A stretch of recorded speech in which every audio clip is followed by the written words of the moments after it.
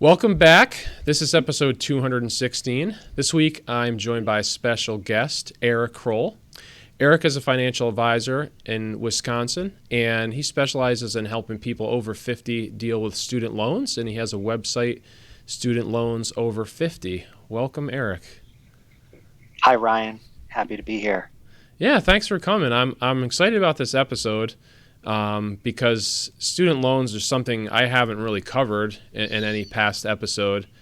And especially when you think about student loans over 50, it's probably not the ideal time that, you want to be dealing with student loans if you're, trying to deal with your own retirement. Right. Yeah. Frankly, it's pretty rough when you have a large student loan balance and your window to retirement, your working years are starting to come to. You see the finish line when you have a large student loan balance. It's pretty tough. It's a burden. Yeah, and I've over the years I've definitely sat down with some clients that do have a significant amount of student loans, and usually, I'm trying to figure out a way for them to get rid of it, but it's usually just okay, pay more or work longer. But I think you have some solutions that are some alternatives to that, which I'm interested to talk about. Right. Yes. So especially when you have federal student loans, those happen to be the most flexible. If the loans come from a private loan servicer, then yeah, it turns into you either got to pay more or work longer. But it's when you have these federal student loans, that's when you can do some pretty neat planning. At least it's neat to me. Sure. Yeah. And it can help. Yeah. So what federal loans, so let's just, for maybe listeners that aren't familiar, let's just talk about the different federal loans that are available out there for students and parents. Sure. So let's say that you are a parent and you want to send your kid to college. The child is going to go to some undergraduate program, and the limit that they can take out for federal undergraduate loans starts at $5,500 as a freshman. Then it increases up to $7,500 once you're a junior and a senior in college, and that's per year. Sure. So if you think of all the colleges out there and try and count how many of them charge that much in tuition, there are more and more and more colleges nowadays that charge a lot more than that. Yeah. And so, if you go to a school that's going to cost 30, 40 grand a year, you have to figure out a way to fund that. And if you're a parent and you don't have that sort of cash laying around, you turn to Parent Plus loans. Okay. Or Parent Plus loans. These are offered by the federal government, Sure. Or you go to a private lender. The Parent Plus loans, there's no cap on how much loans you can take Okay. out. So as long as you pass a very basic credit check, just don't be delinquent over 90 days on your loans. Make sure you haven't been in default or bankruptcy over the past few years. As long as you meet those standards, it's essentially a rubber stamp. It doesn't matter how much income you make. It doesn't matter what your credit score is. You can take out as much up to the tuition, the college cost, so tuition, room and board, minus any aid that your child receives. Federal student loan, undergraduate student loan included in that. So, in the example of a $30,000 price tag, you're taking out somewhere between 20 and 25 grand Sure. per year. Yeah. And that's per kid. So if you have more than one kid, you can start to, if you start doing the math, this adds up really quickly. Yeah, you put yourself in a pretty big hole. So it makes it very easy to send your kid to school, but there is a downside to that. There's a huge cost. Yeah. And I see a lot of parents, like, it's either we got to send our kid to school, we got to help our kids, and we'll just figure it out later. and then later comes and it becomes pretty hard. It's a Sure. challenge. Yeah. I mean, you all of a sudden you've got let's say $100,000 that you've borrowed that you've got to pay back, and that's per child, as you said. So if you get two children going to school, right, now you got 200,000 or maybe even more, because $30,000-$40,000 in our example is a low number for a lot of colleges. A lot of colleges are charging 50, 60, some even more. Right. Yeah. Right. Yeah. So, the government actually publishes their data on student borrowers out there. In aggregate, there's something like, I can't remember the numbers, but there's like 9 million borrowers out Okay. there over 50 with student loan debt, federal student loan debt. And of those 9 million borrowers, over 1 million of them have loan balances north of 100,000. Oh, wow. So Yeah. it is per capita, this group of borrowers tends to have some of the highest amounts of debt. Sure. Out of any other group, Yeah. age-wise anyway. Yeah. Now you mentioned like private loans. I mean, that's another option, right? Is there any reason like why, if you could take a Parent Plus loan or a private loan, you'd want to do one versus the other? Yeah, so Parent Plus loans, those are under the federal system, and so those are going to be the most flexible out of the loans. You have protections if you pass away or become disabled. You can get these loans forgiven. They are under the federal system. Parent Plus loans are, I would say, out of the federal loans available, they're the worst and the most onerous, the most restrictive. But you do have an option to pursue loan forgiveness through the federal loan system. And I imagine we might talk more about what that looks like. On the other hand, on the private side, you have potential to have a lower interest rate. Because Parent Plus loans are so easy to get, they also carry the highest fees with them and the highest interest rates out of the federal loans. So there is potential to get a lower interest rate with a private lender, and that would be the primary reason of why you might go with a private loan. Also, there is you would have to be a cosigner typically, but if your child takes the loan out, once the child graduates and they make some number of on-time payments, there is a path to have your name taken off as a cosigner. So then the loan is strictly in your child's name, and your name is. This is the private loan or the Parent Plus? This would be the private loan. Okay. So yeah.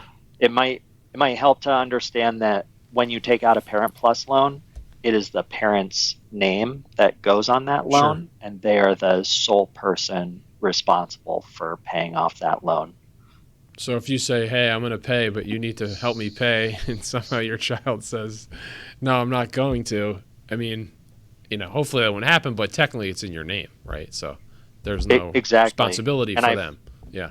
I've seen it happen before, and it gets ugly quick when you have that expectation and then it doesn't come to fruition. There's a cascading effect of negative consequences. And vice versa too, right? Like you said, if they took out the private loan and they thought mom or dad was going to help, and now all of a sudden they've got to pay for this, it could be pretty crushing too, yeah. Right. And so one other item to just be mindful of if you are taking out a private loan, you will almost certainly have to be a cosigner on that loan. So if your child gets out of school and has a hard time finding a job and can't make those payments, you are still on the hook. Sure. As a cosigner. Yeah. So, yeah, I mean, regarding like federal loans, it's been in the news a lot, right? There has been like some federal loan forgiveness by the president. There's been talk about more. So obviously if you did a private loan, right, you're not eligible for that at all versus a federal loan. Yeah. That's exactly correct. Yeah. Anything in the private system, that's not going to count for any of these forgiveness programs. Yeah. And then on the federal side, the forgiveness programs, a lot of these forgiveness programs have existed before they've been big deal in Sure. the news. There's the public service loan forgiveness program, where if you work for a nonprofit or a government employer, public sector employer, think school district, fire department, something like that. Hospital, right? Hospital. Yeah. If you make qualifying payments for a total of 10 years, doesn't have to be consecutive, just has to be 10 years total. If you make qualifying payments over 10 years, the loan is completely forgiven. And then for those that aren't in that sort of job position, there is a standard length to forgiveness for these different repayment plans. It is going to be dependent on the repayment plan that you're on, and it will be 20 or 25 years, depending on. So to help the payment be minimal, right? They just say you got to pay this by the time you retire. You'll make your last payment. Almost. Right. So not quite, but yeah. So if you're a parent and you have, say, $100,000 in student loan debt, you have a choice. Let's say it's federal student loans. You have a choice. You could pay it down in the standard 10-year repayment term. So you'll have to pay it off in 10 years, and that payment is probably going to be somewhere around $1,200 a month. This is with like $100,000 that you with a quick, easy way. Rule of thumb would be just divide by 100 and add some to it. So $100,000 in debt, divide by 100. Your monthly payment is probably going to be around $1,000. And it's usually a little bit more than that. So somewhere between $1,000 to $1,200 a month. Because you're getting charged interest, right? This isn't an interest for your loan. Right. Yeah. Right now the interest rates are at like 8%. Oh, wow. Does the interest rate fluctuate with these, or is it locked in like when you take it out? It is when you take it out, it's locked in, and interest rates are set every year by Congress. Okay. So this year it's 8%. And it has to do with what is the interest rate, and then they add on what are the prevailing interest rates of the day, and then they tack on an extra amount. Is it based on the 10-year Treasury, or? Yes, it is. Oh, okay. Yes. Yeah. And so in the past, there's been rates of 6, 6.8, 7. This year it's 8.05, I believe. Yeah, I had some student loans, but I was able to lock in at like 3% years ago. They don't seem to do that anymore. Not in this environment, they don't. Yeah, not in a long time, it seems like. Right. Even though rates were almost zero for a long time, I think I was still hearing from people they were paying like 6.5%, 7% on student loans. Right. So it's going to be dependent on what year you took out the loan. Yeah. Undergrad loans, those are going to be 2.5 or less percent than a Parent Plus loan. So on a Parent Plus loan where you're paying 8%, you're more at like 5.5 or 6% on a undergrad loan. They give a little bit of break. Yeah. Right. Yeah. Right. And so, so going back to that $100,000 example, you could pay $1,000, $1,200 a month and be done with it over 10 years. Or depending on your income, you can get on an income-driven repayment plan. There's 4 of them, and make payments that are based on your income. So for someone whose income is lower, so let's say this is going to be dependent on what is the student loan balance, what is your income. Sure. A decent place to start is if your income is less than the loan balance itself, then it starts to become a good idea to at least consider getting on an income-driven repayment plan. Okay. And so if you're on one of these income-driven repayment plans, they have different repayment lengths to them, 20 or 25 years. And if you make those payments over that amount of time, if there's still a balance remaining, then it is forgiven. You would just be on the hook for paying taxes on the amount that's forgiven. Oh, okay. The amount that's forgiven gets counted as income. So you said 20 or 25 years. Do you have the choice? Because So Parent Plus loans themselves, this is one of the challenges that parents, or some of the challenges that parents face, is Parent Plus loans themselves actually don't qualify for any of the income-driven repayment plans. You have to consolidate your loans first, and if you consolidate all of your Parent Plus loans in one consolidation, then you only qualify for the income contingent repayment plan, ICR. Out of the 4 that exist, that is going to be the highest payment, and it's going to be unaffordable for almost anybody. You have to pay 20% of what's known as your discretionary income. As a calculation that the government makes, the AGI minus a deduction equals your discretionary income, and then you have to pay 20% of that towards your loan. So if you're making $100,000, you could have a payment that is easily north of $1,000 a month on ICR. The trick would be, there's this loophole that wasn't necessarily intended to be made back when these repayment plans started. The language says if a consolidation loan that repays a Parent Plus loan is only eligible for income contingent repayment. So most parents, they're going to take out 4 loans at least. Yeah, one each year. Over. Yeah. Right. So what you do, you group that. You just need 2 loans, at least 2 loans to make this work. You group the loans into 2 groups. One group, Group A, consolidation. Group B, consolidation. So now you have consolidation A, consolidation B, and then you make a final consolidation to bring the 2 together. Call it consolidation loan C. Sure. That final consolidation only paid off consolidation loans. It did not pay off any Parent Plus loans. And so because of that, you would be eligible for the other income-driven repayment plans that undergrads would qualify as well. Okay. So the SAVE plan, income-based repayment, pay-as-you-earn, and depending on what happens with the court cases, SAVE could just revert back to revised pay-as-you-earn, repay.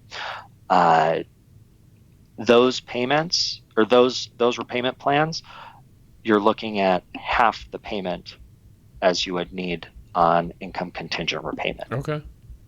So it would cut your bill in half doing this, and it makes it so that your loan payment, depending on your loan balance and income, can be a lot more manageable. And if you make that minimum payment over the course of the term, you have a higher likelihood of getting the loan forgiven. And in a lot of cases, I've seen it where the borrower pays less on the actual loan, or less on the loan than the actual balance itself. Okay. So with that, so what is the term? I know I asked earlier, but like, use your example, A and B, A and B become C. Like, are you paying this over 20 years or 25? Sure. So this would be known as the double consolidation loophole. Yeah. Double consolidation, meaning you do this in 2 rounds. That's where the double comes in. There's actually 3 total consolidations. Try and answer your question. So income contingent repayment, that's a 25-year plan. We want to throw that out the window. Sure. You don't want that. With SAVE, that is going to be a 25-year repayment term as well. Pay as you earn, 20 years.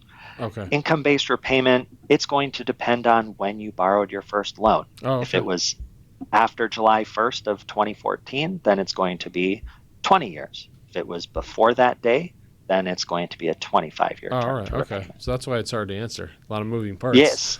Yes. So it's not. It is 20 or 25 Sure. years, depending on the plan. So, all right. Let's say in that example, right, instead of paying $1,200 a month, you do this, and now you're paying $600 a month, but you have to pay it over 20 years. Like, we can do the math. Like, do you end up paying more than if you would have just paid $1,200?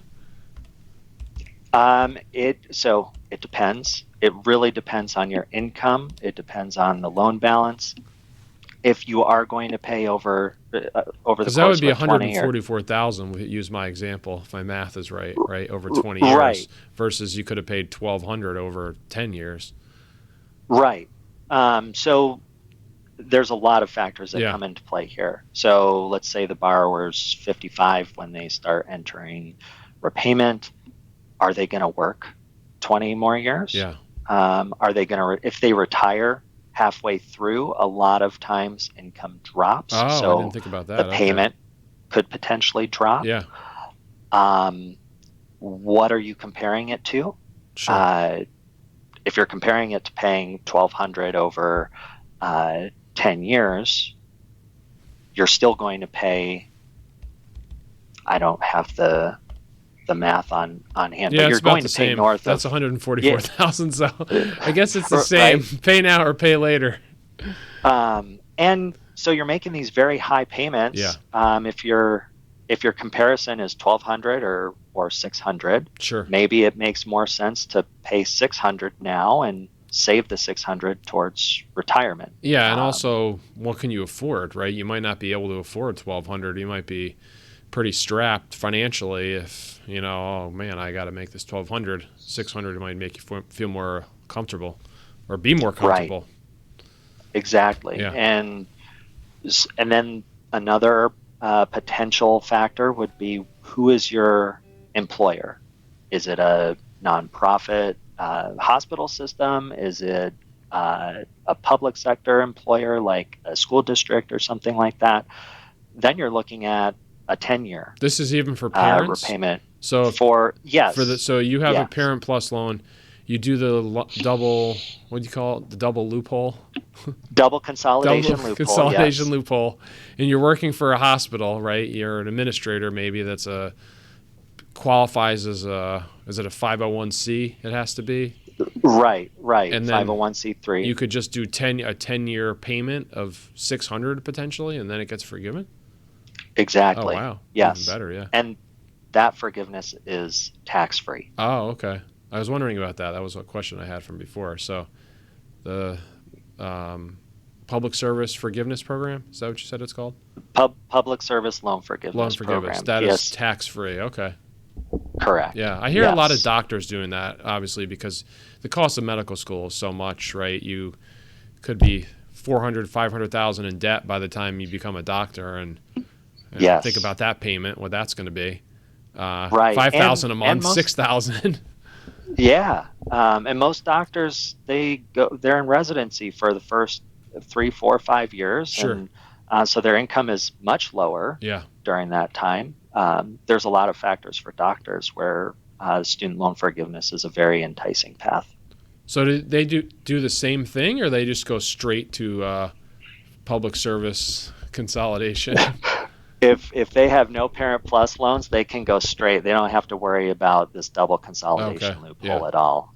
This is really, if you have a Parent Plus loan, the double consolidation loophole is this is great, strictly for you.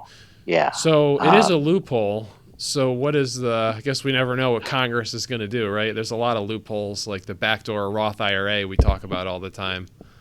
Right. Yeah. Right. So with the last year, the SAVE plan came out. It was a new plan that replaced the revised pay-as-you-earn plan with the rules that put the SAVE plan into effect.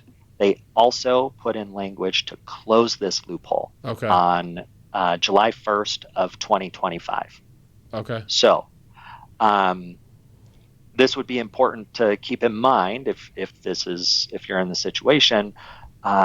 This process takes about 6 months to do. So you really want to start this by December, January at the latest, so that you can get the final consolidation completed before July 1st. So June 30th, you're good. July 1st, not so Could good. Be a problem, yeah. Now, this rule that put the SAVE plan into effect, it's getting held up in the courts right now. So it's really hard to say. Yeah. Right. If the whole rule gets struck down, then maybe the double consolidation loophole lives on. Yeah. We also have an election coming up. There's a lot of things that can happen. Currently, I'm operating under the assumption that it's going to close on July 1st of 2025 and try and make the best use of time possible to get everything through the door. Yeah. So would you have to have your student be done with school to be able to do this? Like, yeah. Not technically. You might still end up taking loans out after this time. You would just need to be done with the double consolidation part. So maybe it's maybe you had a kid that already graduated and you have one that's in the middle. Work with the loans that you currently have. You can do the double consolidation with those, and you can at least get on a lower repayment plan for those loans, and then you worry about the other loans. So let's say like July your 1st. son's going to be, your daughter's going to be a senior this coming year, so you already have 3 loans you took out. You could work to do the double consolidation with those, or no, because you only have 3, you can only double consolidate on the first 2, and the third is not really, or? No, so even if you have just 2 Parent Plus loans, you could do the double consolidation loophole. Right. You only need 1 loan to consolidate. So even in the case where you have 2 loans, you consolidate 1 loan on its own for A and the other loan on its own for loan B, and then you just consolidate those together.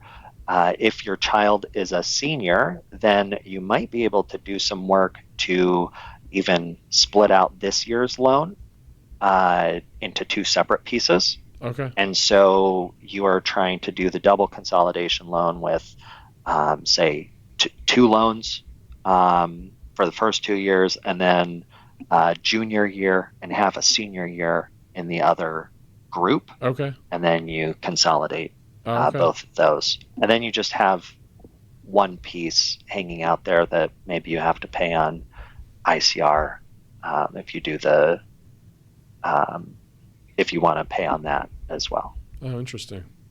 So how do you get this process going? Like, who do you reach out to? So your loan servicer can help with, they can help. You would start by filling out consolidation applications. Okay. Consolidation applications, you're going to have to do this via paper. The government so for federal loans, StudentAid.gov is where most of this is going to take place. That site does offer online versions of these forms, so you can just consolidate online. The problem is you can only consolidate once in a 6-month period online. Okay. And if you're doing 3, those other 2 are going to have to be paper consolidations. Sure. So what I typically advise people on is do the first round via paper consolidations. Since online is typically quicker, if you are going to do the first round with a paper and a first round with online, you're going to be waiting on that paper application to complete. So do the first 2 paper and then the second online, because that could be done quickly. speeds it Exactly. up a little. Yeah. Yes. So you fill out the consolidation application. It's important to keep in mind that the consolidation application, it's going to allow you to select the loans you want to consolidate. And then on page 3 of that form, it's going to ask you which loans do you not want to consolidate. It's important to fill that page out. Otherwise, the servicer is going to assume you want to consolidate everything, and that's going to make this process a mess. Yeah. So you want to be very clear. I want to consolidate this group. I don't want to consolidate this group. You fill out that form. You will send in also a repayment plan request form. That part is, at least during this process, is typically just to have something on file. You might not want to be making payments during this interim process because it's not going to count towards forgiveness. Sure. If you're going for forgiveness, then you probably want to ask for a forbearance from your loan servicer. So it's a consolidation application, a repayment plan request form. There might be an additional form to add if you have a number of loans and they don't fit on one page. Sure. In the original form, you might have an additional loan form. And you send that in to the servicer where you want the consolidation done. There's no place on the form to select your loan servicer. The loan servicer is selected by who you mail it to. Okay. And so then the other piece to this also is